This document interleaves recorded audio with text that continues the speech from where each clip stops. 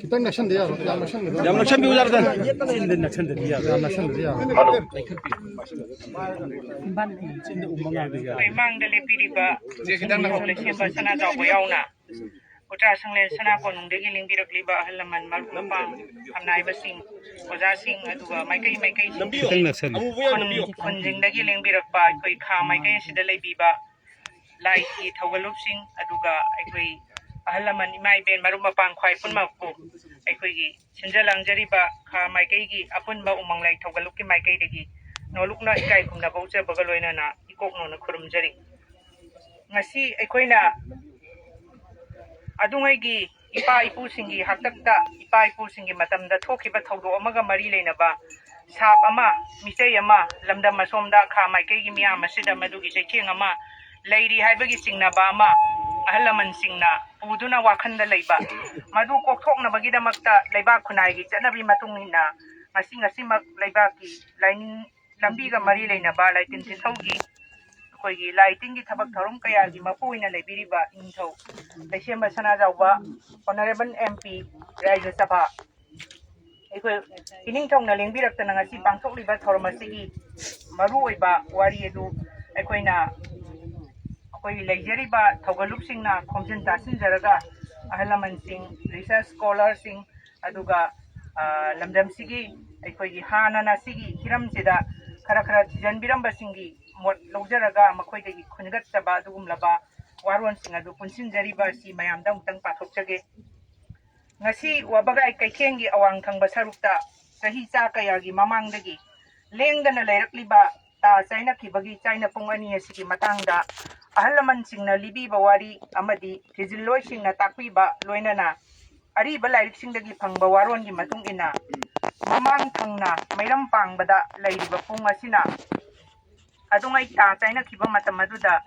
ꯍꯩꯔꯦꯝ ꯀꯥꯡꯕꯤꯁꯨ ꯑꯊꯧꯕꯅ ꯂꯦꯞꯈꯤꯕ ꯄꯨꯡ ꯑꯗꯨꯅꯤ ꯃꯤꯌꯥꯝꯅ ꯃꯁꯤꯕꯨ ꯎꯆꯥ ꯃꯈꯣꯡ ꯄꯨꯡ ꯑꯗꯨꯒ ꯃꯅꯤꯡ ꯊꯪꯕꯗ ꯑꯩꯈꯣꯏꯅ ꯍꯧꯖꯤꯛ ꯂꯦꯞꯄꯤꯕ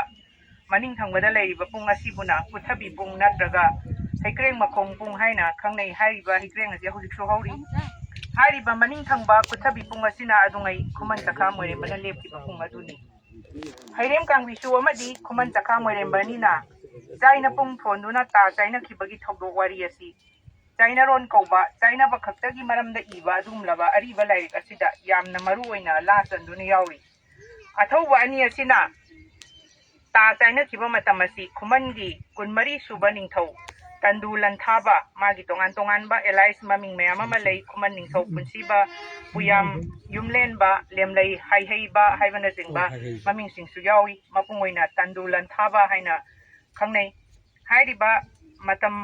ꯑꯗꯨꯗ ꯃꯩꯇꯩ ꯀꯪꯂꯥꯗꯅ ꯅꯣꯏꯅꯥꯏ ꯈꯨꯃꯣꯝꯕꯅ ꯄꯥꯟꯕ ꯈ꯭ꯔꯤꯁꯇꯒꯤ 1969 ꯗꯒꯤꯅ 1969 ꯐꯥꯎꯕꯒꯤ ꯃꯇꯝꯗ ꯊꯣꯛꯈꯤꯕꯅꯤ ꯍꯥꯏꯕꯒꯤ ꯋꯥꯐꯝ ꯑꯈꯪ ꯑꯍꯩꯁꯤꯡꯅ ꯇꯥꯛꯄꯤꯔꯤ ꯀꯪꯂꯩꯄꯥꯛ ꯃꯅꯤꯄꯨꯔꯒꯤ ꯃꯈꯥ ꯃꯥꯏꯀꯩꯔꯣꯝꯗ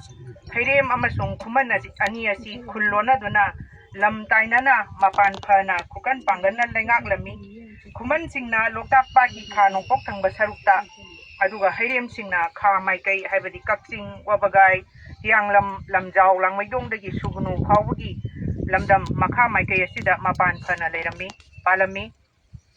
ꯃꯌꯥꯡ ꯏꯝꯐꯥꯜꯒꯤ ꯈꯥ ꯊꯪꯕꯔꯣꯝꯗ ꯂꯩꯔꯤꯕ ꯏꯝꯐꯥꯜ ꯇꯨꯔꯦꯟꯒꯤ ꯁꯨꯝ ꯆꯦꯟꯊꯔꯛꯏꯕ ꯏꯝꯐꯥꯜ ꯇꯨꯔꯦꯟꯁꯤꯒꯤ ꯋꯥꯡꯃ ꯁꯦꯛꯃꯥꯏꯖꯤꯡꯗꯒꯤ ꯍꯧꯅ ꯍꯩꯔꯦꯝꯒꯤ ꯂꯝꯈꯩ ꯆꯤꯡꯏ ꯍꯥꯏꯅ ꯑꯍꯜ ꯂꯃꯟꯁꯤꯡꯅ ꯇꯥꯛꯄꯤꯕꯁꯨ ꯂꯩ ꯃꯔꯝ ꯑꯗꯨꯅ ꯉꯁꯤ ꯁꯦꯛꯃꯥꯏꯖꯤꯡꯒꯤ ꯑꯩꯈꯣꯏ ꯇꯨꯔꯦꯟ ꯏꯝꯐꯥꯜ ꯇꯨꯔꯦꯟꯒꯤ ꯍꯦꯛ ꯋꯥꯡꯃꯗ ꯁꯣꯝꯗ ꯂꯥꯟꯊꯣꯔꯛꯄꯗ ꯂꯩꯔꯤꯕ ꯂꯥꯏꯕꯨꯡꯁꯤꯡ ꯑꯁꯤ ꯄꯨꯟꯅ ꯁꯔꯨꯛ ꯌꯥꯃꯤꯟꯅꯖꯔꯤ ꯑꯉꯟꯕ ꯃꯇꯝꯗ ꯈꯨꯃꯟꯁꯤꯡꯒꯤ ꯀꯣꯅꯨꯡ ꯑꯁꯤ ꯌꯥꯏꯔꯤꯄꯣꯛꯇ ꯑꯣꯏꯔꯝꯂꯕꯁꯨ ꯍꯥꯏꯔꯤꯕ ꯃꯇꯝ ꯑꯁꯤꯗꯗꯤ ꯅꯣꯡꯌꯥꯏ ꯂꯩꯀꯣꯏ ꯄꯨꯡ ꯀꯧꯕ ꯍꯧꯖꯤꯛꯀꯤ ꯃꯌꯥꯡ ꯏꯝꯐꯥꯜ ꯑꯁꯤꯗ ꯈꯨꯃꯟꯁꯤꯡꯒꯤ ꯀꯣꯅꯨꯡ ꯑꯣꯏꯔꯝꯃꯤ ꯑꯗꯨꯒ ꯑꯃꯔꯣꯝꯗ ꯍꯩꯔꯦꯝꯒꯤ ꯀꯣꯅꯨꯡꯅ ꯁꯦꯛꯃꯥꯏ ꯕꯦꯔꯦꯖꯒ ꯇꯥꯏꯅꯅ ꯂꯩꯔꯤꯕ ꯃꯥꯟꯇꯛ ꯆꯤꯡ ꯍꯥꯏꯅ ꯈꯪꯅꯔꯤꯕ ꯂꯥꯏꯅꯤꯡꯊꯧ ꯅꯣꯡꯁꯥꯕꯒꯤ ꯈꯨꯕꯝ ꯂꯩꯔꯤꯕ ꯆꯤꯡꯊꯛ ꯑꯁꯤꯗ ꯑꯣꯏꯔꯝꯃꯤ ꯈꯨꯜ ꯂꯣꯟꯅꯗꯨꯅ ꯑꯃꯁꯨꯡ ꯂꯝ ꯇꯥꯏꯅꯅ ꯂꯩꯔꯤꯕ ꯍꯩꯔꯦꯝ ꯑꯃꯗꯤ ꯈꯨꯃꯟꯅ ꯊꯕꯛ ꯊꯧꯔꯝ ꯀꯌꯥꯗ ꯍꯤꯗꯥꯟꯅꯗꯨꯅ ꯂꯩꯔꯛꯄꯅ ꯂꯝꯒꯤ ꯉꯝꯈꯩ ꯍꯦꯟꯗꯣꯛ ꯍꯦꯟꯖꯤꯟ ꯑꯗꯨꯒ ꯈꯨꯟꯖꯥꯁꯤꯡꯅ ꯉꯥ ꯐꯥꯕ ꯁꯤꯡ ꯆꯟꯕ ꯃꯅꯥ ꯃꯁꯤꯡ ꯍꯦꯛꯄ ꯆꯠꯄꯗ ꯈꯠꯅ ꯆꯩꯅꯕ ꯋꯥꯊꯣꯛ ꯂꯥꯟꯊꯣꯛ ꯀꯌꯥ ꯇꯣꯏꯅ ꯊꯣꯛꯄꯅ ꯃꯗꯨꯒꯤ ꯂꯥꯟ ꯁꯤꯡꯅꯕ ꯂꯃꯟ ꯈꯨꯝꯅꯕ ꯊꯧꯗꯣꯛ ꯀꯌꯥ ꯊꯣꯛꯈꯤ ꯍꯥꯏꯕꯁꯤ ꯇꯣꯉꯥꯟ ꯇꯣꯉꯥꯟꯕ ꯑꯔꯤꯕ ꯂꯥꯏꯔꯤꯛ ꯀꯌꯥꯗꯒꯤ ꯐꯪꯕ ꯉꯝꯃꯤ asumna khuman chakha moiremba amasung hairem kangbisu anina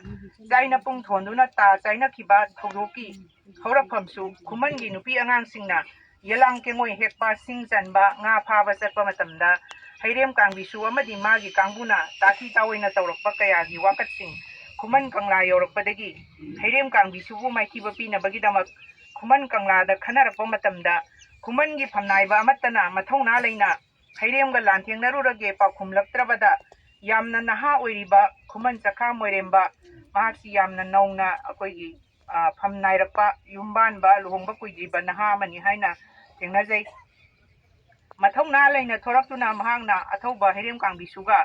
lanthengnarurage pakhumlakhi asumna hairem maraksi konya thaidokpanda chaina pung thonduna hairem gi athauba kangbisu amasung khuman gi athauba khuman chakha moiremba anina ta chaina khibani haibasi tongan tongan ba lairik singdagi amasung akhang hai singna takpiba aduga lamdam sigi ahn singna libiba wari gi matungina aikoina phangjai chaina khiba adu da hairem kangbisuna minam khiba haibadi khuman chakha moirembana langlakpa tana mahaki khudon da panuna i thoklabasu tana panbagi thokpa nate akhoina sikpagi thokpani haiduna mahangna amuk hanna ta langnaba thoksinki khuman chakha moirembana mathamoi sokna warongna haikhiba phare adudi pathau hairem kangbisuwo korau numit singbong mangani subada hairem napal lamna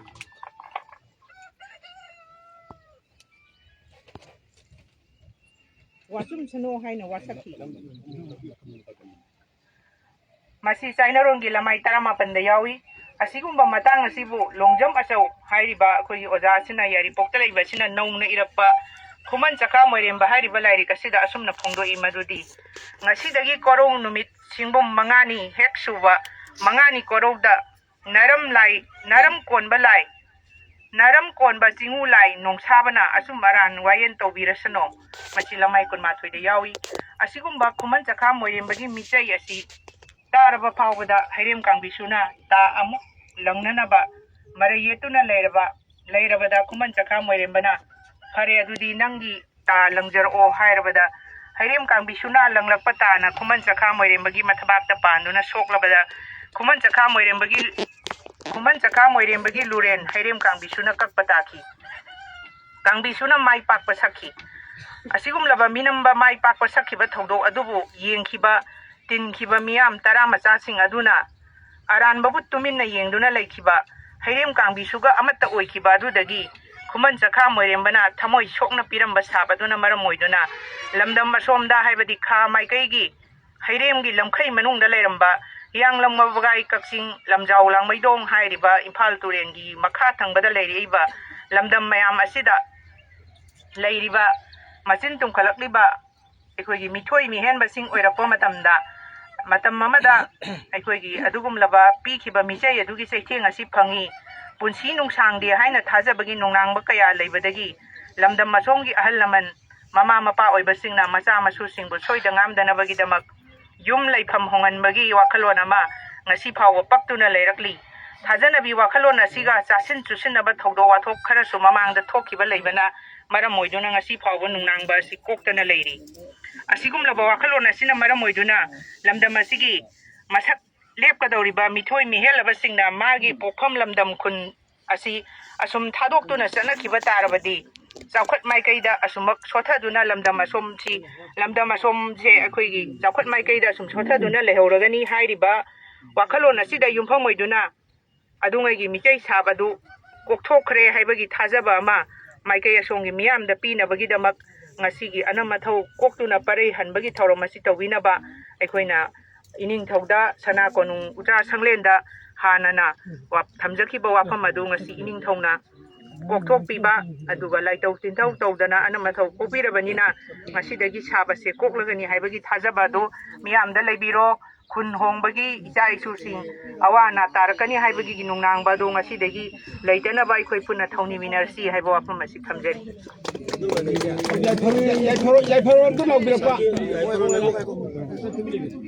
Sagi ama una khangna kana pa nyamla tumun legi do ꯀꯩ ꯍꯥꯏꯇꯥꯔꯦ ꯑꯗꯨꯒꯤꯗꯣ ꯑꯩꯈꯣꯏ ꯑꯍꯜ ꯂꯃꯟꯁꯤꯡ ꯃꯌꯥꯝꯗꯨꯒꯤ ꯏꯄꯥ ꯏꯄꯨ ꯃꯌꯥꯝꯗꯨ ꯃꯍꯨꯠ ꯁꯤꯜꯂꯒ ꯃꯆꯥ ꯃꯁꯨ ꯑꯣꯏꯕ ꯑꯩꯈꯣꯏ ꯂꯩꯕ ꯑꯩꯈꯣꯏ ꯃꯌꯥꯝꯅ ꯃꯗꯨ ꯑꯩꯈꯣꯏ ꯂꯥꯟꯈ꯭ꯔꯦ ꯁꯣꯏꯈ꯭ꯔꯦꯅ ꯃꯌꯥꯝ ꯑꯝꯇ ꯈꯨꯝꯃꯤꯟꯅꯁꯦ ꯏꯆꯦꯅ ꯍꯥꯏꯔꯒ ꯑꯍꯨꯝꯂꯛ ꯃꯌꯥꯝꯒꯤꯁꯨ ꯅꯤꯡꯊꯧꯒꯤ ꯆꯤꯟꯗꯒꯤ